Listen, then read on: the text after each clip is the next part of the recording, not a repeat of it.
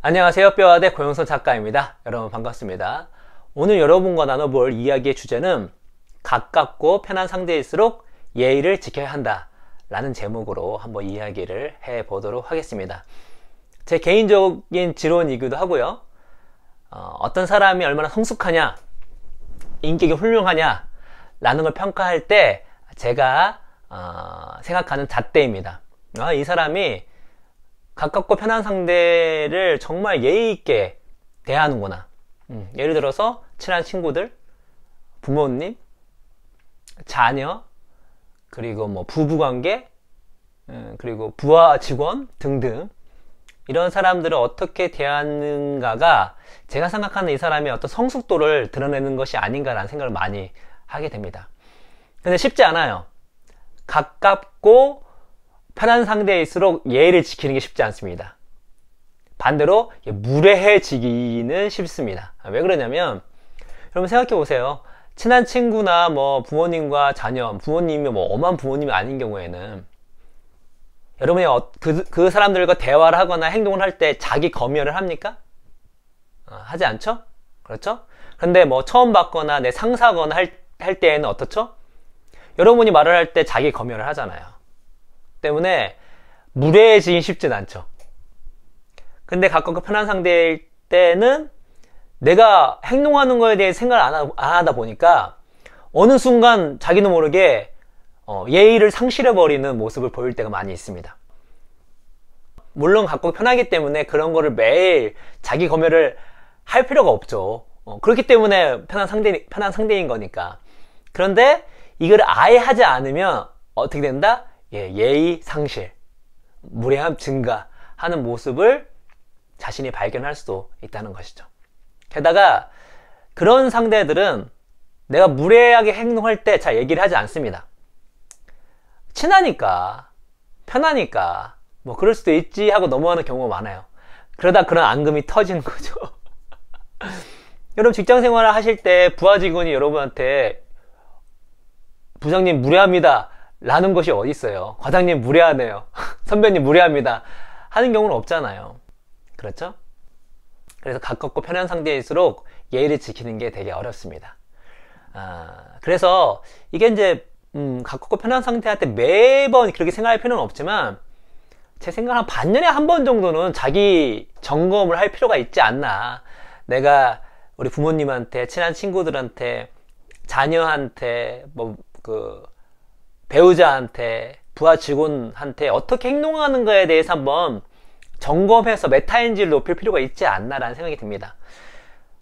개인적으로는 각 그 사람들에 대해서 한 가지씩 한번 저만의 팁을 공유해 드리자면, 친한 친구 할 때 예의를 지키는 것 중에 중요한 게, 미팅 때 지각하지 않는 거. 뭐 친구다 보니까 뭐 이것저것 생각하다가 5분, 10분, 15분, 20분 이렇게 지각할 때가 있잖아요. 이건 예의에 어긋난 겁니다. 왜냐면 엄연히 내 친구의 시간이 있는데 그 시간을 뺏는 것이거든요. 그래서 미팅을 날짜 잡아서 약속을 하게 되면 웬만하면 지각하지 않고 오는 것만으로도 친구한테 예의를 지킨다는 거. 당연히 약속 잡은 거 쉽게 펑크 내면 안 되겠죠? 그렇죠? 부모님 관련해서는 일단은 부모님과 떨어져 사시는 분 같은 경우는 전화만 자주 드려도 예의를 좀 한다는 생각이 듭니다. 이게 바쁘게 살아가다 보면 전화조차 못하거나 아주 텀 지나서 이렇게 하는 경우가 많아요. 그래서 최소한 일주일에 한 번, 뭐 한 3, 4일에 한 번 하면 더 좋겠는데, 뭐 매일 한 번 하면 더 좋겠지만 저도 매일은 전화하지 못합니다. 일주일에 한 번 정도는 꼭 하고, 만약에 자녀분이 있으면 요즘에 그거 있잖아요? 그 화상 채팅? 꼭 이 손자들, 손녀들 보고 싶어 하십니다. 그래서 막 보여주면서 이렇게 하면 될 것 같고, 같이 살 경우에는 뭐 워낙 친하면 반말을 할 때도 있잖아요. 그런데 최소한 무언가를 진지한 얘기를 하거나 아니면 무언가를 부모님한테 부탁할 때는 존댓말을 하는 습관을 들이면 좋습니다. 그러니까 저희 집 같은 경우는 기본적으로 아이들이 존댓말을 하되 반말 섞어서 합니다. 그 두 개 섞어서 하되, 부모님한테, 저희한테 뭔가 부탁을 할 때는 꼭 존댓말을 하게 만들었어요. 이제 그게 편안하게 되는 거죠. 그래서 부모님과 같이 사신 분들 같은 경우는 부모님에게 뭐 매번은 힘들지만 진지한 얘기를 하시거나 아니면 무언가를 부탁하거나 할 때는 존댓말로 하는 습관을 들이면 좋겠다라는 생각이 듭니다. 그 부부 관계에서는 뭐 여러 가지가 있겠지만 그 중에 하나가 어떤 사건이 발생했을 때 그 남 탓하지 않는 거예요.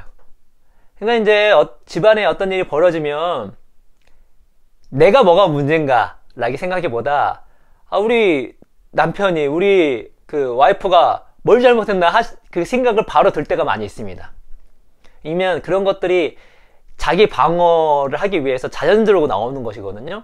그런데 이 가정사에 어떤 일이 벌어졌을 때 첫 번째 드는 생각을 내가 뭔가 잘못한 게 있지 않나, 아니면 우리 가정 내에서 어떤 시스템상으로 문제가 있지 않나 라는 생각을 먼저 가지시면 자연스럽게 그 가정 가운데 배우자 탓하는 게 적어질 수 있고, 그것만으로도 배우자한테 예의를 지키는 모습이 되지 않겠나 라는 생각이 들고, 자녀 같은 경우에는 그냥 마음가짐 자체가 중요한 것 같아요.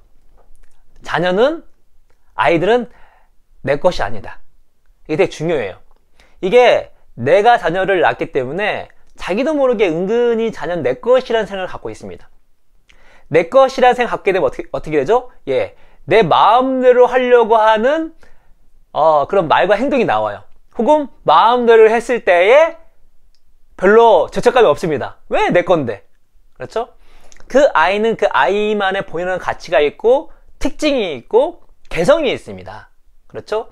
그런 것들을 인정해 나가면서 결국적으로 성인이 되면 떨어져 살아야 되는 거예요. 성인이 되면 우리 아이들도 홀로 가정을 이루거나 세상 밖에 나가야 되죠.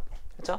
그래서 자녀는 자기 게 아니에요 라는 생각만 항상 갖고 자녀를 대하면 자녀한테 예의를 갖출 수 있지 않나 라는 생각이 듭니다. 마지막으로 이제 부하 직원 관련해서는 제 생각은 당연히 언행도 되게 중요하지만, 애초의 마음가짐을 내가 무언가를 부하 직원한테 말하기보다 내가 부하 직원한테 웬만하면 듣겠다, 경청을 하겠다 라는 마음가짐만 가지면 여러 가지 어떤 그 무례한 행동들이 많이 없어질 거라는 생각이 듭니다. 보통 그 상사가 부하 직원한테 무례할 때는 그 말을 할 때 많이 나오거든요. 말을 할 때. 아니면 뭘 모르고 할 때. 그렇죠? 근데 애초에 그냥 나는 듣겠다. 우리 부하 직원이 무슨 얘기를 하는지. 해서 경청의 마인드만 갖고 있어도 예의를 찾을 수가 있습니다. 본인 말도 줄어들게 되고 어떤 부하 직원의 마음 상태나 또 관련된 진짜 정보를 들을 수가 있으니까.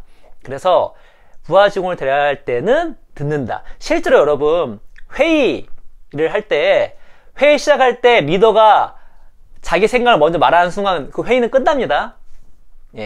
집단 의사결정 이론이 나와요. 왜냐면 리더가 뭔가 말하는 순간 부하 직원들은 사회적 압력을 받아요. 그래서 리더가 말하고 온 것과 반대 의견이 있다 할지라도 그거를 숨길 확률이 높습니다. 그럼 정보가 들라면 어떻게 되죠? 회의가 제대로 될 리가 없죠. 그렇죠? 그래서 내가 항상 듣는다라는 자세만 갖는다 하더라도 예의를 지킬 수 있지 않나 라는 생각이 듭니다. 그래서 텀을 여름방학 때 한번, 겨울방학 때 한번, 방학은 근데 어른들은 없으니까 그 시기를 따졌을 때 우리 자녀들이나 세상에서 여름방학 시작될 때쯤 한번 점검해 보세요. 이때쯤 하면 좋겠습니다. 내가 우리 가깝고 편한 사람들한테 어떻게 대하는지. 그래서 여러분께서 여러분의 가깝고 편한 사람들이 정말 여러분을 가깝고 편하게 느꼈으면 좋겠다는 생각이 듭니다. 그리고 그들과 함께 좋은 관계 속에서 여러분께서 행복하고 즐거운 삶을 사시기를 바라면서 오늘 이야기는 이것으로 마치도록 하겠습니다. 여러분 감사합니다.